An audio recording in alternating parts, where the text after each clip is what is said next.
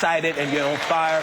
And, you know, you're excited. And you say, you know what, I ain't listening to no more this kind of music. I'm not doing this and doing that. And you were so on fire. And then, you know, sometimes... sometimes... I haven't said that yet. Sometimes that journey, whether you went to a church and it was a church, you know, that hurt you, or if it was a Christian family member that didn't show you the kind of love that you wanted to. What my prayer for us as a body, like Paul said, those of us that should be off of the milk and now on the solid food, my prayer for us is that we hit our knees and we really send up beautiful prayers that this man who has been in front of millions one way, that God will cover him and just love him. And that when we stand before the Lord, that the Lord will pull you to the side and say, Psh, I'm very proud of you for praying for him when everybody else talked about him. Yeah. And so that's what I'm very excited about. But I got to tell you, see, Kirk, you were... Kirk was really instrumental for me, you know, because like I said in the intro, he was the first gospel artist that I had met that made me feel like I could be a part of that. See, I got saved March 23rd, 1973. You understand? That's when I got saved. But now I went to college, man, and, you know, I didn't go to no parties when I first got to college. Wow. And then after about 6 months, I didn't miss no parties. No, I ain't miss a one, man. And then I started throwing them. You know, I was all the way in it, man. And so, you know, a lot of stuff happened in my life, transpired, and it's what old people say, you backslide. You know, I didn't know what that was. I just fell off. You know, I quit going, man. And I got deep into my career and what I do for a living. And that battle became rough for me. And in 11 years ago, well, I met you in Baltimore one night. You were performing in Baltimore, and I was performing in Baltimore. We were in two different venues. Yeah. Trust me when I tell you we was in two different venues. And we met at this restaurant, and we were sitting up there, and it was the first time I had met a Christian dude like Kirk, and you had a sense of humor, because we were sitting up there eating dinner, and you had a sense of humor, man. You was laughing, and you was telling jokes, and you was doing imitations of people at the church, and I was going, wow. Because I didn't even really know, I hadn't even wrote a church joke yet, because I was so afraid of church people. Wow. I mean, you dig, man, you changed that for me. You got a sense of humor. And then you told me, hey, man, it's all right. You're going to make mistakes. I didn't know that.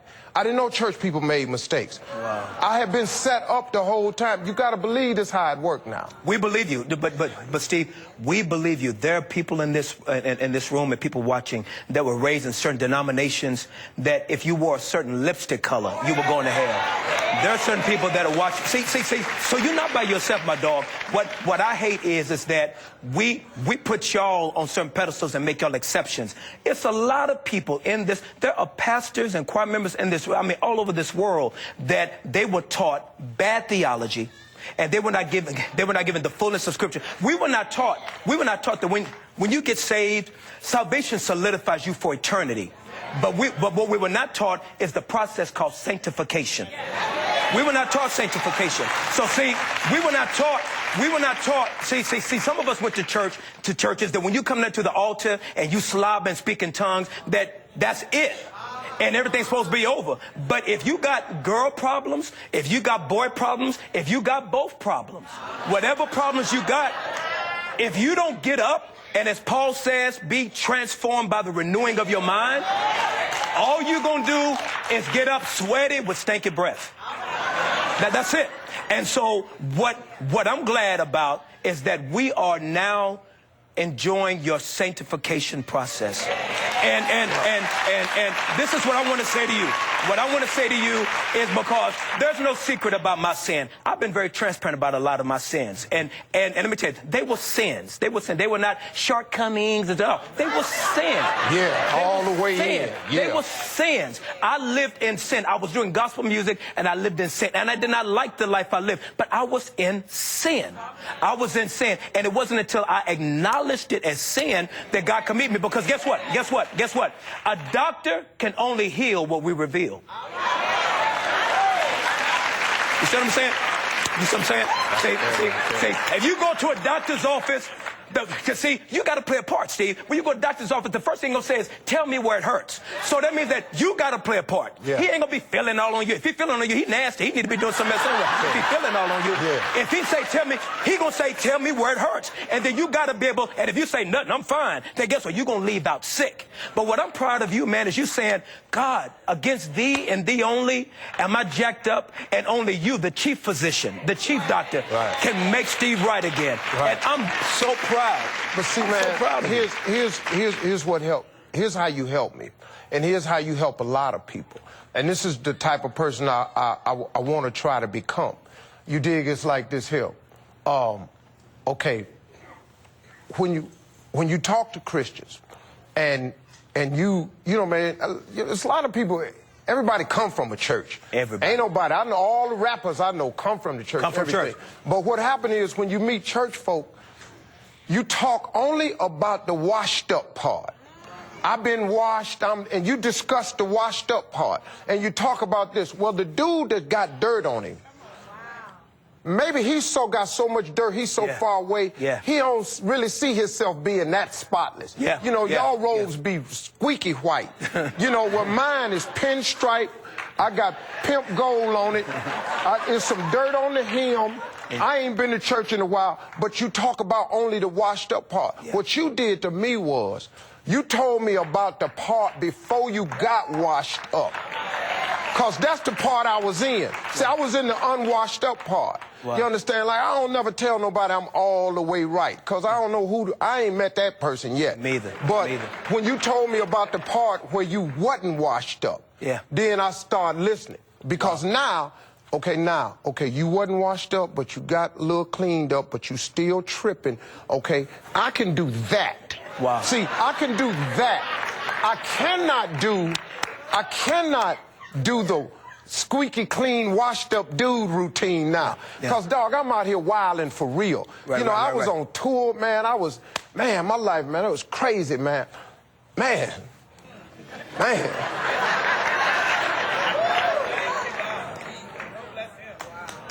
I ain't gonna, you know, but I was, because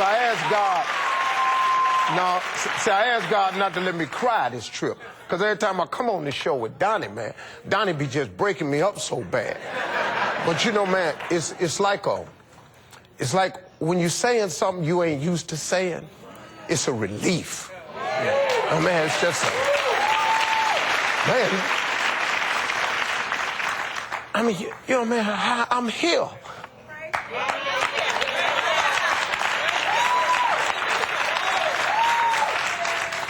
It's cool. Yes.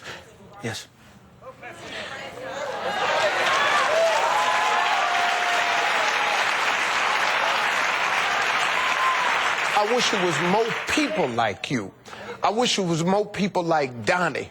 I wish it was more people that embrace cats like me. There are. You know. Let me just encourage you, let you know that I don't know nobody in this room that don't have a family member that if they could,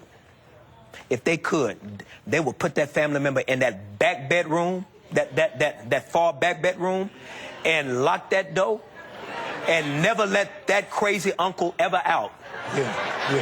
And so just know, man, that there are people in here, there are a lot of people in this family that you're a part of, that we will tell you very closely.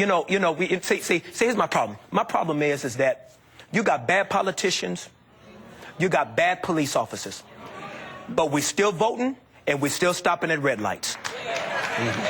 It seems that the church is the only thing that people want to get rid of when something bad happens. We don't get rid of all these other institutions when something bad happens. You know what I'm saying? All these other things we continue to do.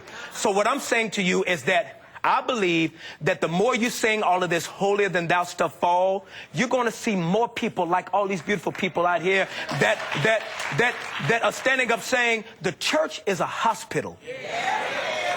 And well people don't go to hospital. Sick people are supposed to be in hospital.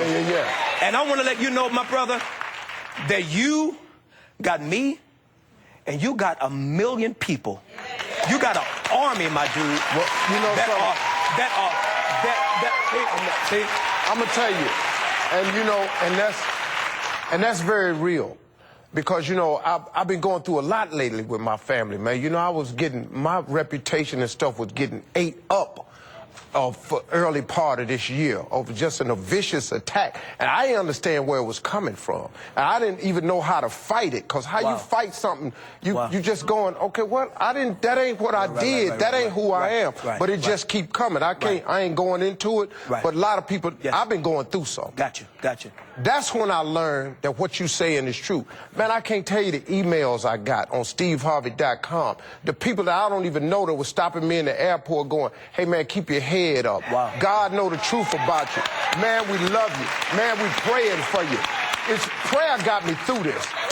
See, prayer cold piece of work, man. I didn't really... That's good. I like how you say that. But you know, man, that's good. This been the... That's nice. I like this been the worst period in my entire career, but it's been the best time in my life. Because I'm going to tell you, man, what he made me go through was so I could learn some stuff about it. Come on. See, what he do is, if you stay still, this is the first time in my life I ever let him handle something. I ain't never done that.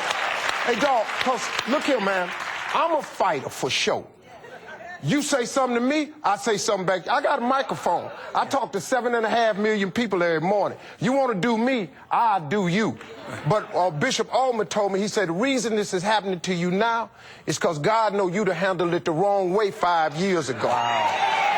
And see, 5 years ago, you'd have done the wrong way. But now, since you're trying to do better, this is the first time I ever let God handle a situation for me. But what he did for me, without me and my wife and my family having to lift a finger or a voice or come out and do a whole rant, he just solved it, man.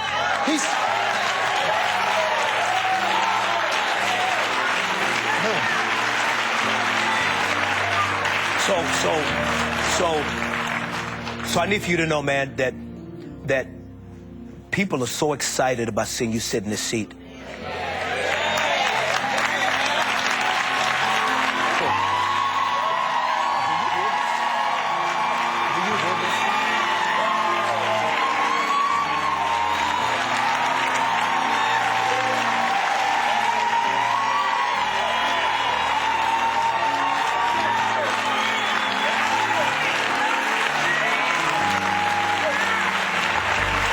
Like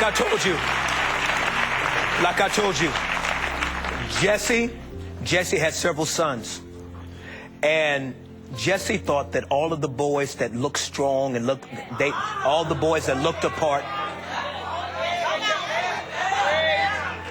Jesse, the father, assumed that their looks and their external strength qualified them for the position, to the point that he overlooked his own baby boy, because his own baby boy was out there cleaning cow boo-boo and junk, and did not look like there was no way he could be used in any capacity to be king. When they found him, he had mess on him. When he got called, he had mess on him. When God used him, he had mess on him. Now watch this, watch this. David was a whoremonger. David was an adulterer. David was a horrible husband. He was a horrible father.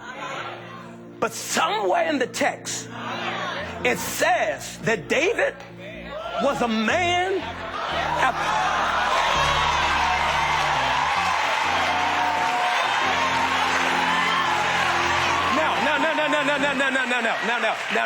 Now. When did David become a whoremonger? When did David become a bad father? When did David become a man that would kill, a murderer and an adulterer? Did he become it then? Like, did it shock God that he did that? Or did God know when he called him? So what I'm saying to you, and I'm saying to you, and I'm saying to Kirk, that we no longer have to perform for God. We can turn off the show.